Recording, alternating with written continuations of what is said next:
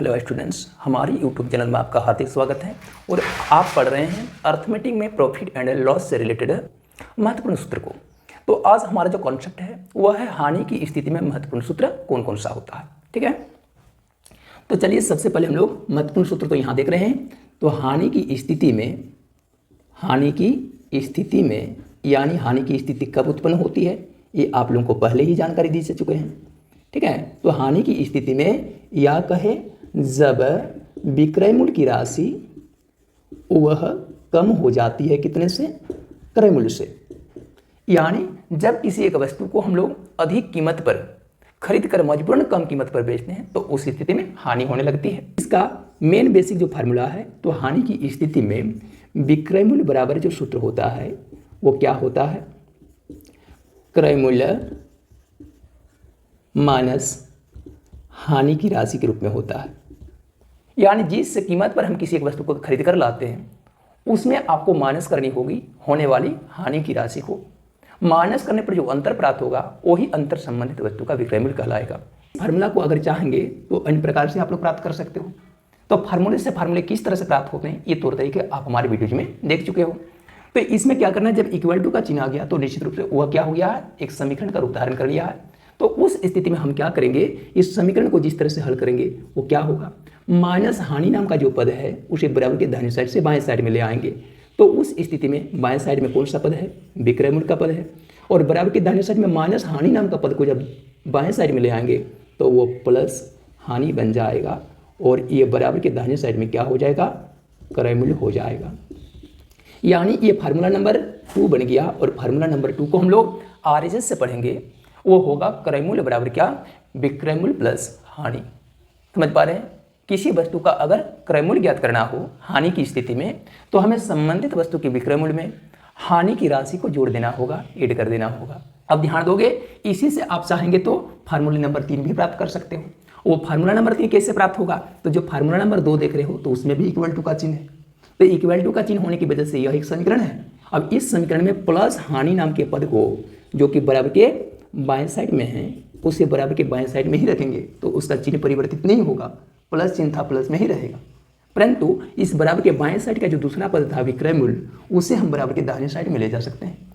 तो उस स्थिति में क्या होगा, बराबर के दाहिने साइड में पहले से ही मौजूद पद है क्रय मूल्य के रूप में या कॉस्ट प्राइस के रूप में, वो अपने साइड में चूंकि रह रहा है इसलिए उसका चिन्ह तो परिवर्तित नहीं होगा। लेकिन बराबर के बाएं साइड का जो पद है विक्रय मूल्य, वो बराबर के बाएं साइड से अपना पक्ष बदलकर, अपना साइड बदलकर दाहिने साइड में जा रहा है, सो उसका चिन्ह क्या होगा, समीकरण के नियम अनुसार चेंज हो जाएगा। तो विक्रय मूल्य का चिन्ह बराबर के बाएं साइड में क्या था, कुछ नहीं मतलब प्लस, उसे दाहिने साइड में ले जाएंगे तो विक्रय मूल्य का चिन्ह क्या हो जाएगा, उस स्थिति में माइनस हो जाएगा। और इस तरह से हमारा सूत्र बन जाएगा हानि बराबर क्रय मूल्य माइनस विक्रय मूल्य के रूप में। ठीक है, तो ये आपका फार्मूला नंबर 3 हो गया। यानी हानि की स्थिति में हानि की राशि अगर ज्ञात करनी है तो हमें संबंधित वस्तु के क्रय मूल्य में विक्रय मूल्य की राशि माइनस कर देनी होगी। तो हमारे सामने प्रस्तुत है फार्मूला नंबर 1, फार्मूला नंबर 2 और फार्मूला नंबर 3। तो अब फार्मूला नंबर 1, 2 और 3 ये तीनों चीज़ को याद करने की कोई आवश्यकता नहीं है। यदि आप तीनों चीज़ को याद कर सकते तो अच्छी बात है, लेकिन अगर याद नहीं रह सकता है तो बेसिकली आप इनमें से कोई एक सूत्र याद करोगे और एक सूत्र के माध्यम से अन्य सूत्र को प्राप्त करने का तरीका जो बताया उस हिसाब से इसको प्राप्त कर लोगे। अब समझना चाहिए कि हमारा ये जो तीनों सूत्र है वो क्या है। तो हमारा ये जो तीनों सूत्र है वो आपके 3 पदों से रिलेटेड है, विक्रय मूल्य से, क्रय मूल्य से और हानि से। तो यानी कहने का मतलब है इन तीनों सूत्रों में अगर आए हुए तीनों पद में से कोई अगर 2 पद हमें ज्ञात हो जाएंगे, चाहे तो विक्रय मूल्य और क्रय मूल्य ज्ञात हो, तो उस स्थिति में हम हानि की राशि ज्ञात कर सकते हैं। या फिर विक्रय मूल्य और हानि की राशि ज्ञात है तो हम उस वस्तु का क्रय मूल्य ज्ञात कर सकते हैं। या फिर क्रय मूल्य और हानि की राशि ज्ञात है तो हम उसका विक्रय मूल्य ज्ञात कर सकते हैं। देखोगे लाभ और हानि चैप्टर में हानि से रिलेटेड चौथा फार्मूला क्या होगा, तो वह हानि का संबंधित फार्मूला होगा हानि प्रतिशत इक्वल टू क्या। किसी एक सौदे में अगर हानि हो रहा है तो कितने % की हानि हो रही है उसे आप कैसे ज्ञात करोगे। तो इसके लिए क्या करना होगा, सिंपल सा फार्मूला है हानि गुणा 100 बट्टा क्रय मूल्य की राशि। लाभ प्रतिशत में क्या देखे थे आप लोग, लाभ प्रतिशत का सूत्र था लाभ गुणा 100 बट्टा क्रय मूल्य। यहाँ हानि प्रतिशत का सूत्र बनेगा हानि गुणा 100 बट्टा क्रय मूल्य। 100 की राशि इस वजह से जो गुणा हो रही है क्योंकि हम उसे प्रतिशत के रूप में व्यक्त करना चाह रहे हैं। ठीक है, तो ये आपका लाभ और हानि से संबंधित चौथा सूत्र हो गया। ठीक है, इसके अलावा और कुछ सूत्र हैं, उस सूत्र को भी आप लोग याद करोगे। जैसे लाभ की दर प्रतिशत में रहने पर, मान के चलिए आपके पास जो होने वाला लाभ है वो अगर राशि रुपये में न रहकर अगर प्रतिशत में रह जाए, तो उस स्थिति में हानि लाभ की दर प्रतिशत में रहने पर क्या हो जाएगा। पहला फार्मूला, लाभ की दर अगर प्रतिशत में रहे, जैसे कोई एक सवाल रहेगा कि मान के चलिए किसी एक वस्तु को 400 रुपये में खरीद कर उसे 5% लाभ से बेच दिया गया, तो संबंधित वस्तु का विक्रय मूल्य क्या होगा। समझ पा रहे हैं। तो यानी कहने का मतलब है 400 रुपये में खरीद कर, यानी वस्तु का क्रय मूल्य तो 400 रुपया है और उस सौदे में होने वाली जो लाभ की राशि वो 5% में है, 5 रुपये नहीं है। 5 रुपये में अगर रहता तो उस स्थिति में क्रय मूल्य प्लस लाभ कर देने मात्र से, यानी 400 + 5, 405 रुपये कर देने मात्र से उस वस्तु का विक्रय मूल्य ज्ञात हो जाता। लेकिन यहाँ पर लाभ की जो दर है वो प्रतिशत में दी हुई है, 5% रहने पर उसका विक्रय मूल्य क्या होगा। तो देखो, लाभ की दर प्रतिशत में रहने पर विक्रय मूल्य इक्वल टू सूत्र होता है, किसी भी वस्तु का विक्रय मूल्य इक्वल टू सूत्र होता है, क्या चीज़ है, क्रय मूल्य इनटू 1 प्लस लाभ की दर बट्टा 100। समझ पा रहे हो। जैसे अभी के उदाहरण में जो चीज़ बताए, तो उसमें मान के चलिए कोई एक वस्तु को 400 रुपये में खरीदा जाता है, तो यहाँ पर लिखोगे क्रय मूल्य की जगह पर 400 रुपये प्लस 1 प्लस लाभ की दर। यहाँ लाभ की दर किस में, प्रतिशत में रहना चाहिए। तो क्या बताया गया, लाभ की दर कितनी थी, 5%। तो हम यहाँ पर क्या लिखेंगे, लाभ की दर की जगह पर 5 और प्रतिशत शब्द नहीं लिखेंगे, बदले में हम लोग 100 लिख देंगे। अब इस चीज़ को जब सिंप्लीफाई कर लोगे तो जो आपको आंसर प्राप्त होगा, जो परिणाम प्राप्त होगा, वही परिणाम संबंधित वस्तु का विक्रय मूल्य कहलाएगा। ठीक है। तो उसको कैसे हल करोगे, तो इसको हल करने के लिए क्या करना होगा, यहाँ ब्रैकेट के अंदर के तथ्यों को सबसे पहले हल करना होगा और यहाँ पर हो जाएगा 400 रुपये के 400 रुपये इंटू 1 और 100 का एलसीएम 100। अब 1 से इसको डिवाइड करोगे तो 100 होगा और 100 इंटू 1 100 प्लस फिर 100 से 100 को डिवाइड करोगे 1 और 1 इंटू 5 कर दोगे तो 5, यानी 400 रुपये इंटू 100 प्लस 5 कर दोगे 105 बट्टा 100।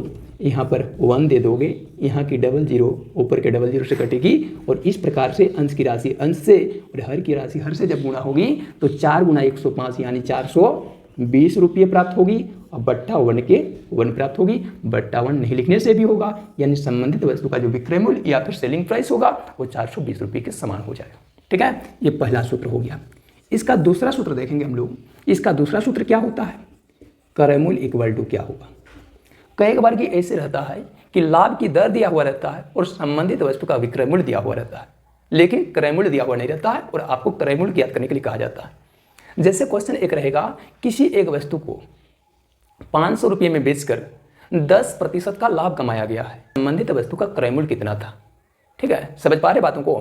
तो उस स्थिति में क्रय मूल्य ज्ञात करने के लिए सूत्र हो जाएगा क्रय मूल्य बराबर विक्रय मूल्य बट्टा, यहाँ पर देखो गुणा था, यहाँ पर बट्टा बन जाएगा 1 प्लस लाभ की दर बट्टा 100। इस सूत्र का यूज करोगे। इस सूत्र के माध्यम से आप क्या कर सकते हो, संबंधित वस्तु का क्रय मूल्य ज्ञात कर सकते हो। क्रय मूल्य बराबर विक्रय मूल्य बट्टा 1 प्लस लाभ की दर बट्टा 100 हो जाएगा। ठीक है, यहाँ पर विक्रय मूल्य की जगह पर विक्रय मूल्य की राशि लिख दोगे, बट्टा दे दोगे मेन बट्टा, उसके नीचे 1 प्लस, ध्यान देना यहाँ का जो बट्टा है लाभ की दर बट्टा 100, ये बट्टा का विस्तार 1 तक नहीं है, केवल लाभ की दर तक सीमित है, ये इसे थोड़ा गौर कीजिएगा। तो 1 प्लस लाभ की दर, मान के चले 10% का लाभ हो रहा है तो यहाँ पर 10 और प्रतिशत लिखने की आवश्यकता नहीं है, प्रतिशत के बदले में तो बट्टा 100 लिख रहे हो ना।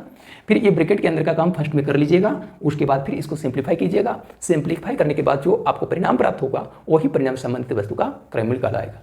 ठीक है, समझ में आ गई बात। तो ये हो गया लाभ की दर प्रतिशत में रहने पर 2 महत्वपूर्ण सूत्र है। ये हो गया विक्रय मूल्य ज्ञात करने का सूत्र और नीचे जो सूत्र देख रहे हो वो है क्रय मूल्य ज्ञात करने का सूत्र। ठीक है, आप देखोगे हानि की दर अगर प्रतिशत में रहे, अगर इस जगह पर लाभ के बजाय हम लोग कर दें हानि की दर प्रतिशत में रहे, तो हानि की दर प्रतिशत में रहने पर क्या उसके लिए भी विक्रय मूल्य ज्ञात करने का कोई सूत्र है? जी हाँ है। तो वह सूत्र कौन सा है? वह सूत्र बनेगा, सिर्फ एक थोड़ा फेरबदल करने की आवश्यकता होगी। विक्रय मूल्य बराबर हानि की दर प्रतिशत में रहने पर विक्रय मूल्य बराबर क्या सूत्र हो जाएगा, क्रय मूल्य इनटू जो 1 प्लस देख रहे हो वो प्लस की राशि चेंज हो जाएगी, वो माइनस में हो जाएगी क्योंकि इसमें नुकसान या घाटा हो रहा है। उस स्थिति में हमको इस जगह पर प्लस हटा देना चाहिए, उसके बदले में माइनस लगाना चाहिए। और साथ ही साथ में जो लाभ की दर देख रहे हो उस स्थान पर हमें लाभ की दर नहीं बल्कि हानि की दर लिखनी चाहिए। ठीक है, हानि की दर लिखनी चाहिए, बाकी चीजें ज्यों का त्यों रहेगी। यानी हानि की दर प्रतिशत में रहने पर विक्रय मूल्य ज्ञात करने का सूत्र हो जाएगा क्रय मूल्य इंटू 1 माइनस हानि की दर बट्टा 100। ठीक है, और जैसे कि अभी अभी आप लोगों को समझा है, जो मान रखना चाहिए था जिस जगह पर वो मान रखकर उसे सिंप्लीफाई कर लोगे, जो परिणाम प्राप्त होगा वो दी गई वस्तु का विक्रय मूल्य के रूप में होगा। अब रही बात हानि की दर अगर प्रतिशत में रहे और यदि हमको किसी वस्तु का क्रय मूल्य ज्ञात करना पड़े तो उस स्थिति में भी बिल्कुल आप पिछला जो कर सकते हो सूत्र का ही यूज करोगे, मात्र थोड़ी बहुत फेरबदल करनी होगी, परिवर्तन करना होगा। और वह परिवर्तन क्या होगा, क्रय मूल्य बराबर यहाँ पर जो विक्रय मूल्य की राशि है वो तो ज्यों का त्यों रहेगी, उसमें कोई चेंजिंग नहीं होगी। यहाँ पर जो 1 प्लस देख रहे हो तो वो 1 प्लस नहीं होगी, उस जगह पर माइनस होगी, क्योंकि वहाँ हानि हो रही है, इस वजह से प्लस नहीं माइनस होगा। तो 1 माइनस यहाँ लाभ की दर नहीं बल्कि क्या लगाना होगा, हानि की दर लगानी होगी और बटा 100 करना होगा। 100 की राशि बार बार कहते आ रहे हैं, इस वजह से लगाई जा रही है क्योंकि हानि की दर प्रतिशत में रह रही है। ठीक है, तो वह प्रतिशत अगर लिखोगे तो 100 नहीं लिखना है, और प्रतिशत का चिन्ह नहीं लिखोगे अगर तो बाय 100 आपको लिखना है। समझ पा रहे हैं? और इस प्रकार से परिणाम को जब प्राप्त कर लोगे तो जो परिणाम प्राप्त होगा वो किसी भी वस्तु का क्या हो जाएगा, क्रय मूल्य हो जाएगा हानि की स्थिति में। ठीक है, समझ पा रहे हैं? तो जहां तक उम्मीद है आपको लाभ और हानि चैप्टर से संबंधित जो महत्वपूर्ण सूत्र है उसकी बेसिक समझ आपको आ गई होगी। ठीक है, नेक्स्ट रोज में चलिए मिलते हैं इसी प्रकार से इंपॉर्टेंट टॉपिक लेकर।